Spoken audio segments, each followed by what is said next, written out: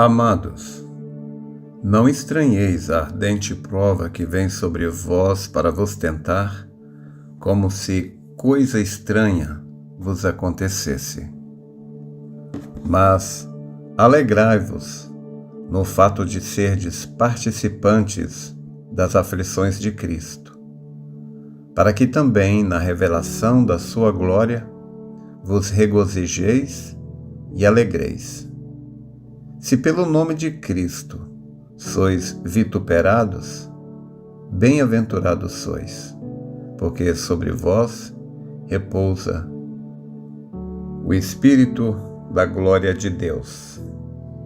Que nenhum de vós padeça como homicida, ou ladrão, ou malfeitor, ou como o que se entremete em negócios alheios.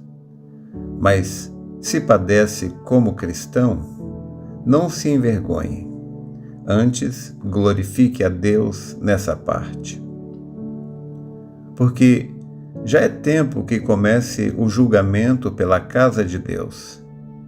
E se primeiro começa por nós, qual será o fim daqueles que são desobedientes ao Evangelho de Deus?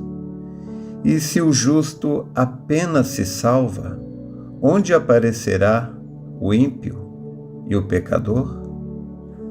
Portanto, também os que padecem segundo a vontade de Deus, encomendem-lhe a sua alma, como ao fiel Criador, fazendo o bem. Nós tomamos a escritura de 1 Pedro, capítulo 4, do verso 12 ao verso 19, para a nossa reflexão desta manhã. Também lembrando da carta de Tiago, capítulo 4, verso 6, Tiago diz assim, que Deus resiste aos soberbos, mas Ele dá graça aos humildes. Então, Tiago dá um conselho: sujeitai-vos, pois, a Deus, resisti ao diabo, e ele fugirá de vós. E no verso 10, Tiago diz: humilhai-vos perante o Senhor, e ele vos exaltará. Então devemos entregar todas as coisas a Deus, sem querer pegar atalhos, nem mesmo cortar um pedaço da cruz. É claro que muitos dos nossos sofrimentos é causado por falta de sabedoria. Tiago também nos aconselha a pedir sabedoria a Deus. Tiago diz: te falta sabedoria? Peça a Deus, porque a todos dá gratuitamente e não lança em rosto. Então, a falta de sabedoria nos leva a padecer muitas dores.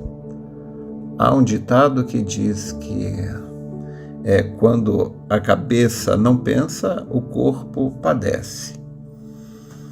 É claro que nós não sabemos de todas as coisas, não há como prever o futuro.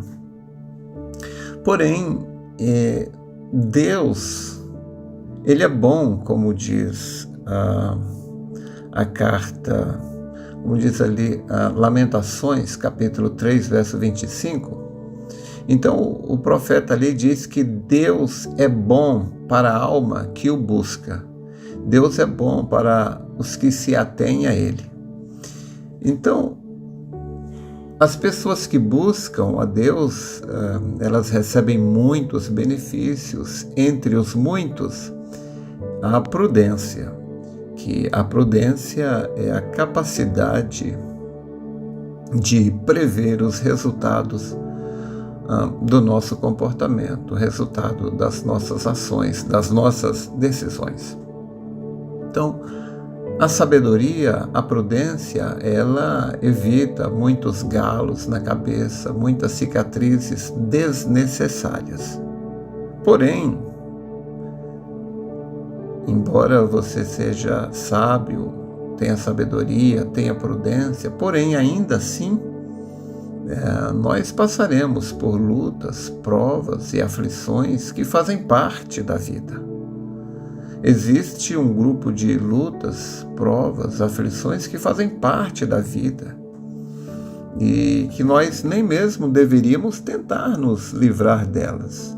Nós devemos confiá-las a Deus, porque são muitas dessas dores e experiências que nos trazem o crescimento e nos fazem ver aquilo que devemos ver. Por exemplo, é graças aos falsos amigos que nós sabemos reconhecer e valorizar os bons amigos. Por exemplo, quando eu era bem jovem, eu tive uma namorada que não era lá muito digna de elogio. Mas eu lembro que eu pensei comigo, quando um dia eu tiver uma namorada que seja realmente decente, então eu vou dar valor. Então hoje eu tenho uma esposa decente, graças a Deus, cristã. E eu só sei reconhecer o valor da moral dela porque eu conheci outra que não era assim. Então, somente as trevas é que nos fazem reconhecer o valor da luz. Nós vivemos em uma dimensão de contraste.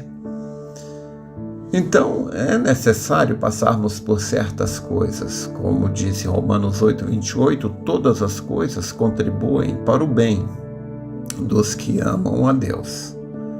O que você não pode é você ficar olhando apenas para o problema. Você deve entender que os problemas, como eu já disse, fazem parte da vida, e você deve sempre se perguntar: o que eu posso aprender com isso? Que benefícios isso vai me trazer? Porque se Romanos 8:28 está certo, e sabemos que está, como toda a Bíblia, então tudo vai contribuir de alguma maneira na minha vida, na sua vida, na nossa vida. A questão é se perguntar: de que maneira isto vai me ajudar? Em que isto vai contribuir comigo? Porque eu já disse várias vezes e repito, o que mata as pessoas não é o que lhes acontece, é a forma como elas interpretam aquilo que lhes acontece. Então, claro, às vezes uma pessoa ela é mandada embora do emprego, é demitida. E isto é apenas um fato. A pessoa foi demitida. Agora, a forma como cada um encara, a forma como cada um interpreta esse acontecimento é o que vai fazer dele um vencedor ou um derrotado.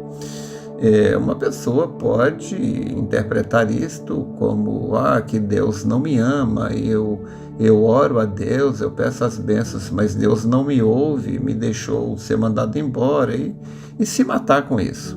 Outras pessoas, no entanto, que creem em Deus, confiam em Deus, sabe que Romanos 8:28, como toda a Bíblia é verdade, ele vai falar: bem,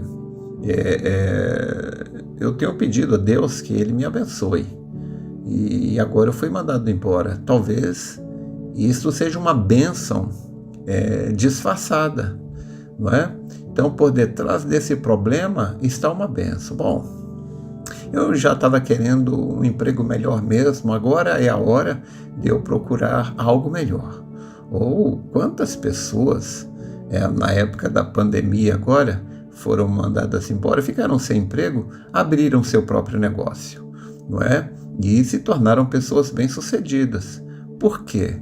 Elas não encararam a demissão como algo negativo, elas procuraram enxergar que benefício aquilo poderia lhes trazer.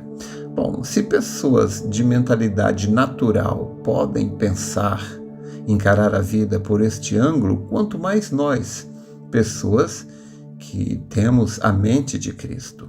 Então, nós devemos saber, crer mesmo que todas as coisas contribuem para o nosso bem, o nosso crescimento.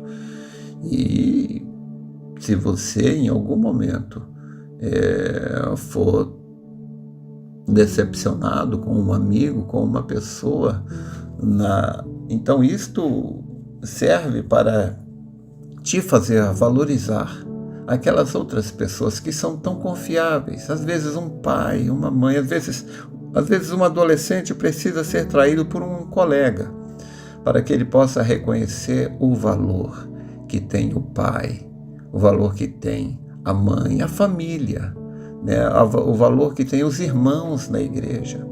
Então, as pessoas às vezes precisam ser traídas pelos colegas lá fora do mundo para que eles possam valorizar a amizade de um cristão, de uma cristã. Então, como disse Pedro, olha, não estranha as lutas e as provas que vêm sobre vós como se coisa estranha vos acontecesse. Não é? Tudo isto está contribuindo para o seu crescimento. Às vezes precisamos saborear o mal para saber reconhecer e valorizar o bem. Não entender isto é chamar sobre si a depressão. Olha, muitas pessoas estão sofrendo com ansiedade, depressão e tantas coisas por não ter sido treinado, ensinado em como encarar as coisas. Bem, eu perdi minha mãe com 7 anos, tive uma madrasta que foi uma mulher realmente má. E eu não reclamo de absolutamente nada. O meu pai também não era lá muito digno de elogios, mas eu sou agradecido a Deus por tudo que passei na vida, porque foram as coisas que eu passei na vida que me tornaram quem eu sou. Não é?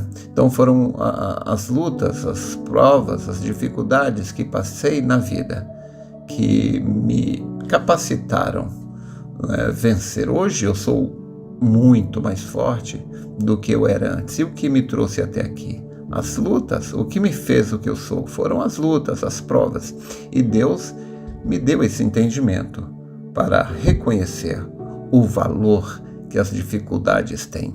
Encare as lutas pelo ângulo da palavra, da Bíblia. Se a Bíblia está dizendo que isso é mais precioso do que o ouro, é porque é. Se você está vendo isto por outro ângulo, então tome o conselho de Deus. Não se estribe no seu próprio entendimento. Reconheça o Senhor em todos os seus caminhos e Ele endireitará as suas veredas. Espero ter te ajudado.